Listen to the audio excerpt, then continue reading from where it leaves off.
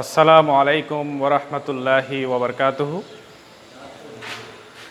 Welcome to the online class of Shadbaria Multilateral High School. Dear students, I hope all of you are well. I am also well by the grace of Almighty Allah. Today, I am taking online class of mathematics for the students of class 9, class 10 and 9 vocational. Before starting my class, I would like to introduce myself. I am Mofizur Rahman, Assistant Teacher of Mathematics, Shadbaria Multilateral High School, Chandonaish, Chattogram. Today's class is very important for you. So, I hope all of you will listen to me carefully. প্রিয় শিক্ষার্থী, আজকের পাঠ হলো নবম দশম শ্রেণীর সাধারণ গণিত বইয়ের ত্রিকোণমিতি নিয়ে আমি আলোচনা করব। আজকের পাঠ শেষে তোমরা জানতে পারবে ত্রিকোণমিতি কি, ত্রিকোণমিতিক অনুপাতের পরিচয়, ত্রিকোণমিতিক অনুপাতসমূহের সম্পর্ক এবং ত্রিকোণমিতিক অবেধসমূহ।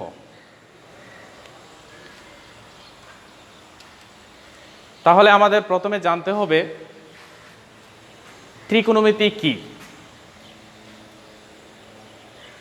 ত্রিকোণমিতি হলো এমন একটা বিজ্ঞানের যে শাখায় ত্রিভুজের বিভিন্ন অংশের পরিমাপ নিয়ে আলোচনা করা হয়। এই যে ত্রিকোণমিতি শব্দটা তিনটা গ্রিক শব্দের সমন্বিত রূপ। একটা হলো ট্রাই, আরেকটা হলো গণ, আরেকটা হলো ম্যাট্রন। ট্রাই তিন, গণ মানে ধার, ম্যাট্রন পরিমাপ।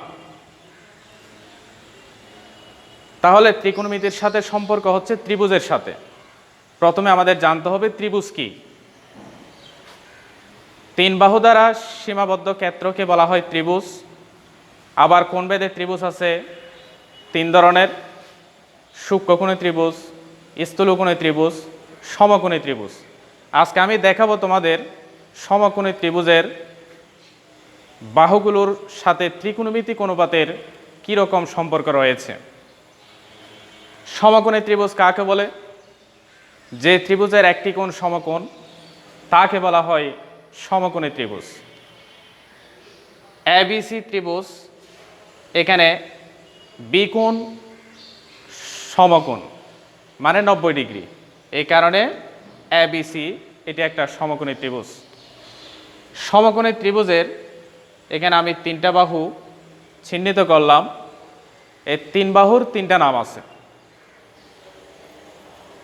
প্রথমে আমাদের জানতে হবে অতিভুজ কি, লম্ব কি, ভূমি কি, এগুলো আমাদের জানতে হবে। এই সমকোণী ত্রিভুজের বি কোণ হলো সমকোণ 90 ডিগ্রি, তবে এ কোণ এবং সি কোণ এই দুইটা হলো সূক্ষ্মকোণ, কারণ এদের পরিমাপ 90 ডিগ্রি এর চেয়ে ছোট কোণ। তো সি কোণ এটা একটা সূক্ষ্মকোণ, আমি একটা গ্রিক অক্ষর থিটা দ্বারা চিহ্নিত করলাম। সমকোণের বিপরীত বাহুকে বলা হয় অতিভুজ। এখানে সমকোণ বি কোণ এবং বি কোণের বিপরীত বাহু হচ্ছে এসি, এই কারণে এটা বলবো আমরা অতিভুজ। সূক্ষ্মকোণের বিপরীত বাহুকে বলা হয় লম্ব, আর অপর বাহুটা হচ্ছে ভূমি। প্রিয় শিক্ষার্থী, আসলে ত্রিকোণমিতিক অনুপাত দ্বারা বোঝানো হয় ত্রিভুজের যে কোনো দুই বাহুর অনুপাতকে এক একটা ত্রিকোণমিতিক অনুপাত দিয়ে প্রকাশ করা হয়। লম্ব আর অতিভুজ, লম্ব এবং অতিভুজের অনুপাতকে প্রকাশ করা হয় সাইন থিটা দিয়ে। ভূমি এবং অতিভুজের অনুপাতকে প্রকাশ করা হয় কস থিটা দিয়ে। লম্ব এবং ভূমি এটার অনুপাতকে প্রকাশ করা হয় ট্যান থিটা দিয়ে। তাহলে আমরা পেলাম সাইন থিটা সমান লম্ব বাই অতিভুজ, কস থিটা সমান ভূমি বাই অতিভুজ, ট্যান থিটা সমান লম্ব বাই ভূমি। আর যদি অতিভুজ এবং লম্বের অনুপাত হয় কোসেক থিটা, যেটা সাইনের বিপরীত। অতিভুজ এবং ভূমির অনুপাত হলো সেক থিটা, যেটা কজের বিপরীত। ভূমি এবং লম্বের অনুপাত হলো কট থিটা, যেটা ট্যানের বিপরীত। তাহলে আমি আবারও বলতেছি, সাইন থিটা সমান লম্ব বাই অতিভুজ, কস থিটা সমান ভূমি বাই অতিভুজ, ট্যান থিটা সমান লম্ব বাই ভূমি। সাইনের বিপরীত হলো কোসেক, কোসেক থিটা সমান অতিভুজ বাই লম্ব। সেক হলো কজের বিপরীত, সেক থিটা সমান অতিভুজ বাই ভূমি। কট থিটা হচ্ছে ট্যানের বিপরীত, কট থিটা সমান ভূমি বাই লম্ব।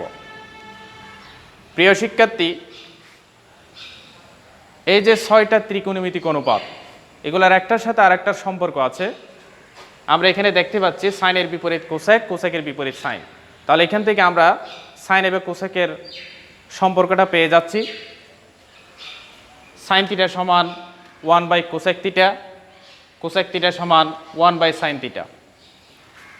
এরপর আমরা এখানে দেখতে পাচ্ছি কস এবং সেক একে অপরের বিপরীত। তাহলে এখান থেকে আমরা দুইটা সম্পর্ক পেয়ে যাচ্ছি। কস থিটা সমান 1 by sec theta, sec theta সমান 1 বাই কস থিটা। এরপর আমরা দেখতে পাচ্ছি ট্যান এবং কট একে অপরের বিপরীত। তাহলে ট্যান থিটা সমান 1 by cot theta, cot theta সমান 1 বাই ট্যান থিটা। এরপরে আরও দুইটা সম্পর্ক আমরা দেখতে পাচ্ছি। ট্যান থিটা সমান sine theta by cos theta, cot theta সমান cos theta by sine theta. প্রিয় শিক্ষার্থী, আশা করি তোমরা এতটুকু পর্যন্ত বুঝতে পারছো। এরপর আমি দেখাবো ত্রিকোণমিতিক অবেদগুলো আমি তোমাদের দেখাবো, যেগুলো অঙ্ক করার সময় তোমাদের কাজে লাগবে।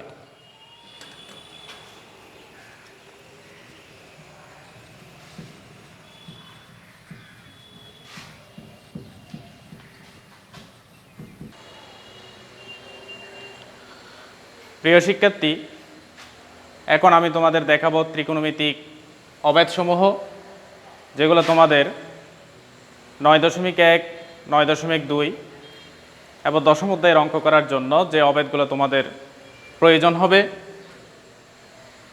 আমি প্রথমে লিখলাম sign square theta plus cos square theta সমান 1। এখান থেকে আরও দুইটা সূত্র বের হবে। কজ স্কোয়ার থিটা পক্ষান্তর করলে আমরা পাই সাইন স্কোয়ার থিটা সমান 1 মাইনাস কজ স্কোয়ার থিটা। আবার যদি সাইন স্কোয়ার থিটা পক্ষান্তর করি তাহলে পাই কজ স্কোয়ার থিটা সমান 1 minus sine square theta. 2 number sec square theta minus tan square theta সমান 1। এখান থেকে আরও দুইটা সূত্র বের হবে। আমি যদি ট্যান স্কোয়ার থিটা এদিকে পক্ষান্তর করি তাহলে পাই সেক স্কোয়ার থিটা সমান 1 plus tan square theta, tan square theta সমান সেক স্কোয়ার থিটা মাইনাস 1। 3 নাম্বারে cosec square theta minus cot square theta সমান 1 লিখলাম। আমি যদি কট স্কোয়ার থিটা পক্ষান্তর করি তাহলে পাই কোসেক স্কোয়ার থিটা সমান 1 প্লাস কট স্কোয়ার থিটা। এরপরে কোসেক স্কোয়ার থিটা যদি আমি পক্ষান্তর করি তাহলে পাই কট স্কোয়ার থিটা সমান কোসেক স্কোয়ার থিটা মাইনাস 1। আশা করি তোমরা সবাই বুঝতে পেরেছো। সবাই ভালো থাকবে এই আশা রাখি আমি আজকের ক্লাস এখানে শেষ করছি। ধন্যবাদ সবাইকে।